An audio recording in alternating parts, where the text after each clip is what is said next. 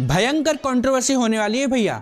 तो मैंने देखी इमरजेंसी स्टारिंग कंगना रनौत। ये फिल्म इंडिया की पॉलिटिकल हिस्ट्री का एक बहुत ही क्रूशियल और कंट्रोवर्शियल फेज को एक्सप्लोर करती है।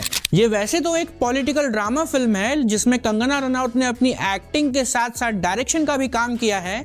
आज के रिव्यू में हम फिल्म के वेरियस एस्पेक्ट्स जैसे एक्टिंग, डायरेक्शन, स्टोरी, कैरेक्टर्स और ओवरऑल इम्पैक्ट के बारे में बात करेंगे और एक न्यूट्रल ग्राउंड पर जज करेंगे। सबसे पहले हम बात करते हैं इमरजेंसी की सबसे बड़ी स्ट्रेंथ कंगना रनौत के परफॉर्मेंस के बारे में। कंगना ने इंदिरा गांधी के किरदार को ऐसे निभाया है जैसे उस वक्त की प्राइम मिनिस्टर के कॉम्प्लेक्स लेयर्स को एकदम एक्यूरेटली कैप्चर किया हो।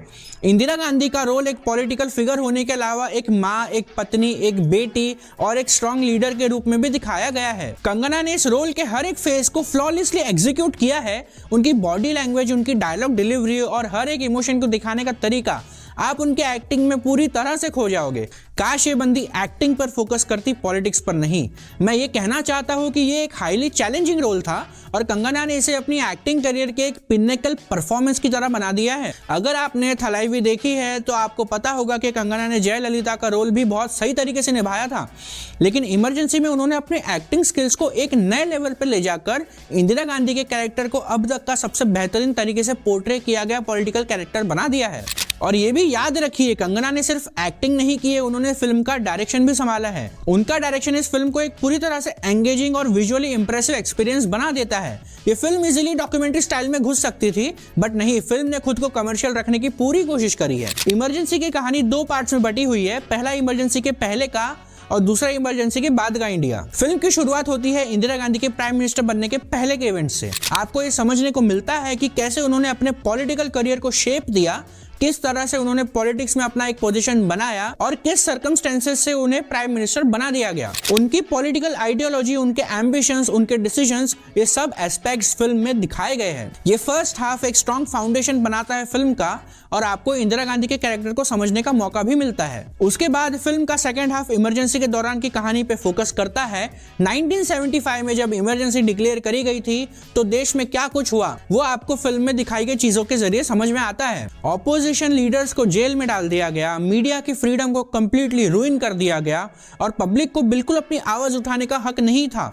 नसबंदी का जो कंट्रोवर्शियल डिसीजन लिया गया था उस वक्त, उसको भी फिल्म ने रियलिस्टिकली पोर्ट्रे किया है। और फिर आप देखते हैं इमरजेंसी के बाद का इंडिया। जब इंदिरा गांधी का पॉलिटिकल डाउनफॉल होता है, उनके इमेज पे कितना स्ट्रॉन्ग डेंट पड़ता है वो भी फिल्म में बहुत ही इंटेंस और इमोशनल तरीके से दिखाया गया है। ये सीक्वेंसेस फिल्म को एक कंप्लीट आर्क देते हैं और आपको इंदिरा गांधी की स्ट्रगल और सक्सेस को समझने का एक बहुत ही एंगेजिंग मौका भी देते हैं। फिल्म में सिर्फ इमरजेंसी के दौरान के इवेंट्स ही नहीं बल्कि इंडिया की पॉलिटिकल हिस्ट्री के काफी इंपॉर्टेंट मोमेंट्स को भी हाईलाइट किया गया है, जैसे इंडियन इंडिपेंडेंस, 1962 का इंडिया चाइना वॉर, 1971 का बांग्लादेश लिबरेशन वॉर और ऑपरेशन ब्लू स्टार। ये सब इवेंट्स फिल्म में इंपॉर्टेंट रोल प्ले करते हैं। ये इवेंट्स सिर्फ इंदिरा गांधी के डिसीजन मेकिंग और लीडरशिप को समझने के लिए नहीं है बल्कि उनके पॉलिटिकल इन्फ्लुएंस को समझने के लिए भी जरूरी है। फिल्म ने एक बहुत ही रियलिस्टिक तरीके से ये सब इंपॉर्टेंट मोमेंट्स दिखाए हैं, जैसे कि रिचर्ड निक्सन और हेनरी किसिंगर के बीच की पॉलिटिकल कन्वर्सेशंस, याह्या खान के पाकिस्तान में डिक्टेटरशिप और शेख मुजीबुर रहमान का असैसिनेशन। ये मोमेंट्स आपको फिल्म में पूरे ड्रामा के साथ देखने मिलते हैं जो आपको एक पॉलिटिकल थ्रिलर जैसा फील करवाते हैं। और ये सब इवेंट्स फिल्म के कैरेक्टर्स और परफॉर्मेंस के साथ इंटीग्रेट बहुत अच्छे से हुए हैं। जैसे मिलिंद सोमन का सैम मानेकशॉ का रोल, जिसमें उनका इंटरव्यू सीक्वेंस बहुत इंपैक्टफुल था। श्रेयस तलपड़े ने अटल बिहारी वाजपेयी का रोल किया है जो पॉलिटिकली और इमोशनली पावरफुल था। सतीश कौशिक का ये फिल्म उनका शायद आखिरी प्रोजेक्ट था जिसमें उन्होंने जगजीवन राम का रोल निभाया है और उनकी एक्टिंग सच में दिल छू जाती है। अनुपम खेर एस जयप्रकाश नारायण, उन्होंने भी अपने रोल को जबरदस्त तरीके से प्ले किया है।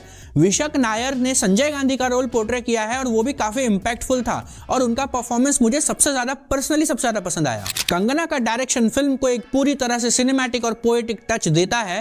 बैकग्राउंड म्यूजिक, गाने और पोएट्री, ये सब एलिमेंट स्टोरी के इमोशनल टोन को और भी एम्पलीफाई करते हैं। फिल्म का ओवरऑल टोन मैच्योर है, सीरियस है। ये फिल्म बच्चों के लिए बिल्कुल नहीं है, ये उन लोगों के लिए है जो हिस्ट्री, पॉलिटिक्स और रियल लाइफ इवेंट्स में इंटरेस्ट रखते हैं। अगर आपने इमरजेंसी के दौरान वो सब कुछ देखा है तो ये फिल्म आपको एक इमोशनल और नॉस्टैल्जिक एक्सपीरियंस भी देगी। फिल्म के सिनेमाटोग्राफी और विजुअल्स भी काफी स्ट्रांग है। हर सीन में एक विजुअल डेप्थ दिखाई गई है जो फिल्म के मूड और टोन को परफेक्टली मैच करती है। इमरजेंसी एक बेहतरीन पॉलिटिकल ड्रामा है जो अपने एंगेजिंग नैरेटिव, पावरफुल परफॉर्मेंसेस और रियलिस्टिक हिस्टोरिकल डिपिक्शन के लिए बहुत ही प्रेज डिजर्विंग है।